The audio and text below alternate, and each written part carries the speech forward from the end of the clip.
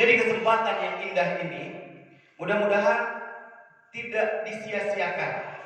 Kesempatan yang istimewa ini mudah-mudahan kita jadikan kesempatan untuk mendulang kebaikan dan kebaikan. Saya percaya betul kita yang ada di sini adalah orang-orang yang mungkin tidak lebih baik dari di luar sana.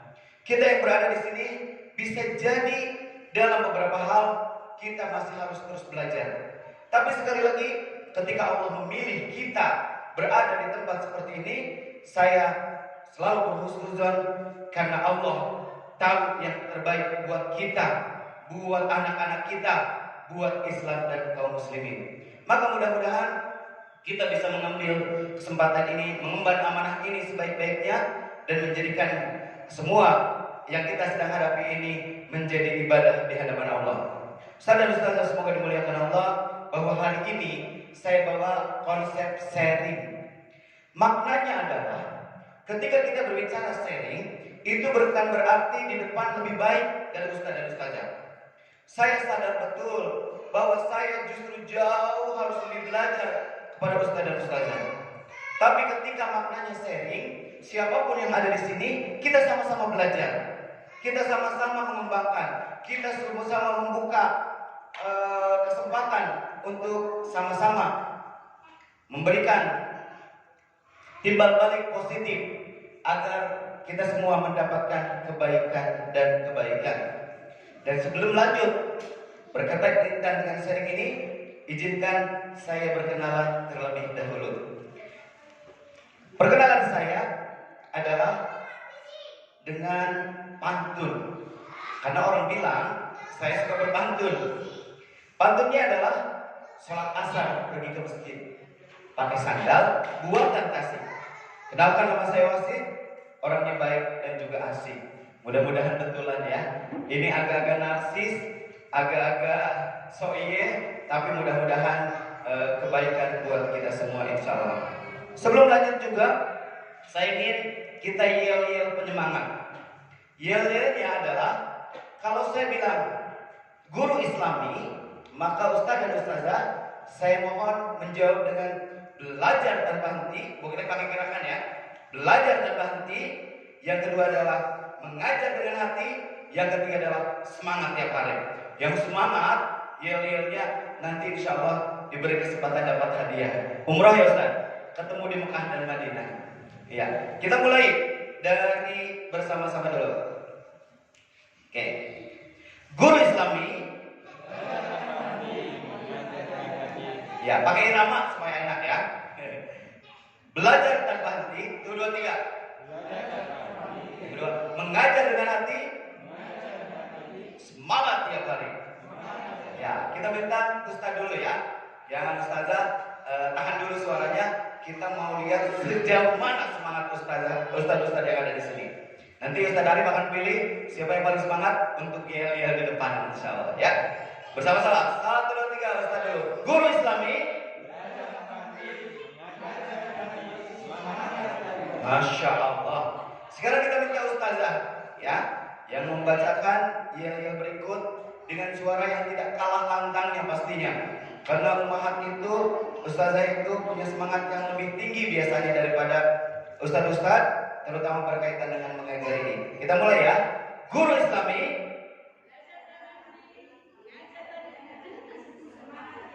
Iya, Masya Allah. Belajar tanpa henti, mengajar dengan hati, semangat tiap hari. Siapa yang berani ustaz? Ditunjuk atau angkat tangan sendiri? Masya Allah. Barakallahu fiik. Silakan ustaz. Kita mulai ya. 1, 2, 3. Guru Islami. Belajar tanpa henti dulu ustaz. Kita mulai. Gak apa-apa, salah gak ada hukum pancung ustaz. Ya, siap. 1, 2, 3. Guru Islami. Belajar tanpa henti, mengajar dengan hati, semangat tiap hari. Yo, Masya Allah. Semoga tertular kepada ustaz yang lainnya.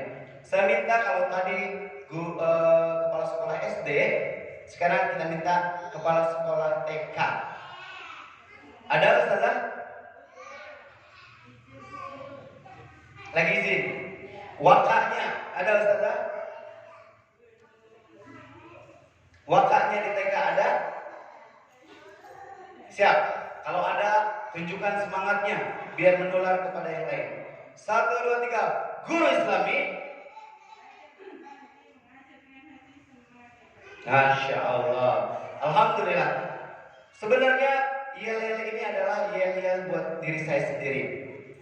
Kenapa? Karena memang saya sendiri selalu berusaha untuk menjadi lebih baik lagi. Maka nanti kita bedah bersama-sama. Namun, izinkan saya berkenalan lebih lanjut lagi berkaitan dengan ini semua. Ya. Tadi seperti yang disampaikan bahwa alhamdulillah nama saya adalah Wasid. Saya tinggal di Depok dan sampai saat ini saya mendapatkan beberapa amanah. Di antaranya yang ingin dipaparkan berikut ini. Yang pertama, saya diamanahi sebagai konsultan di Sekolah Islam Terpadu di Lubuk Linggau, Sumatera Selatan. Kita biasa menyebutnya dengan Palembang. Ini adalah sekolah daerah, tapi punya cita-cita untuk menjadi sekolah berstandar nasional. Yang kedua, saya diamanahi sebagai konsultan juga di Sekolah Islam Terpadu Karakter Anak Soleh Padang. Ini adalah sekolah dengan ciri khas kurikulum karakternya, karena dia memang membawa nama sekolah dengan sebutan Sekolah Karakter Anak Soleh Padang. Yang berikutnya, saya diamanahi juga sebagai konsultan di Sekolah Islam The Green Camp Tanjung Pinang. Ini adalah sekolah dengan konsep alam. Jadi kita kalau selama ini kita melihat bahwa sekolah alam itu adalah sekolah yang dibawa oleh teman-teman kita dari PKS atau Harokah yang lainnya. Habis baru menyajikan bahwa ada sekolah alam, tapi nilai-nilai yang dikembangkannya adalah nilai-nilai yang sesuai dengan pemahaman Al-Quran dan Sunnah, sesuai pemahaman salafus saleh tentu saja. Yang keempat, saya juga diamanahi sebagai konsultan di Nabawi Islam School Jakarta. Ini sekolah dengan konsep internasional yang mana untuk kategori pembiayaan ini. Kenapa ini saya sampaikan? Saya ingin menyampaikan kepada ustaz dan ustazah bahwa ada beberapa sekolah yang kita kembangkan yang masing-masing punya ciri khas sendiri-sendiri. Namun dari semua ciri khas itu mereka semua berupaya untuk menjalankan syariat-syariat Islam sesuai dengan tuntunan Rasulullah SAW dan para sahabat. Jadi mudah-mudahan nanti kalau ustaz dan ustazah merasa tertarik dengan konsep sekolah internasional, konsep sekolah alam, sekolah karakter, dan sekolah nasional misalnya, mudah-mudahan nanti kita bisa diskusi lebih jauh lagi insya Allah. Lanjutan perkenalan saya, saat ini saya juga diamanahi mendampingi cucu-cucu beliau untuk pelajaran diniyah dan karakter.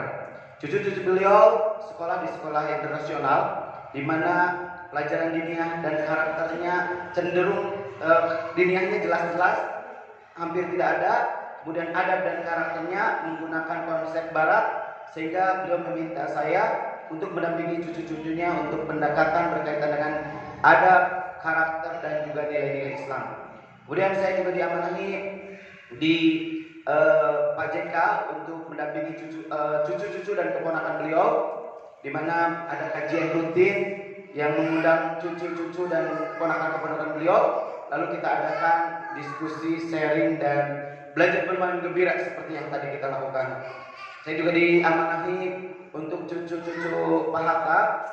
Beliau juga punya 4 anak dan 3 anak beliau itu sudah berkeluarga, dan alhamdulillah cucu-cucunya belajar bersama saya di hari Selasa dan Kamis.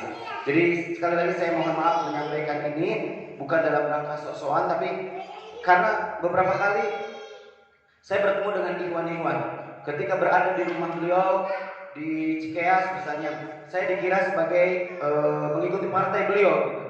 Ketika saya di Fatmawati di rumah Pak Atta, beliau juga teman-teman mengira juga saya masuk di partai beliau. Jadi saya sampaikan ini kepada Ustaz dan Ustazah yang ada di sini dengan maksud agar ketika saya berada di sini, di sana misalnya, itu bukan bagian dari partai, tapi memang saya sedang mendapatkan amanah untuk mendampingi cucu, keponakan dari mereka semua. Kemudian mungkin itu sekedar perkenalan, tapi yang terpenting dari semua ini adalah saya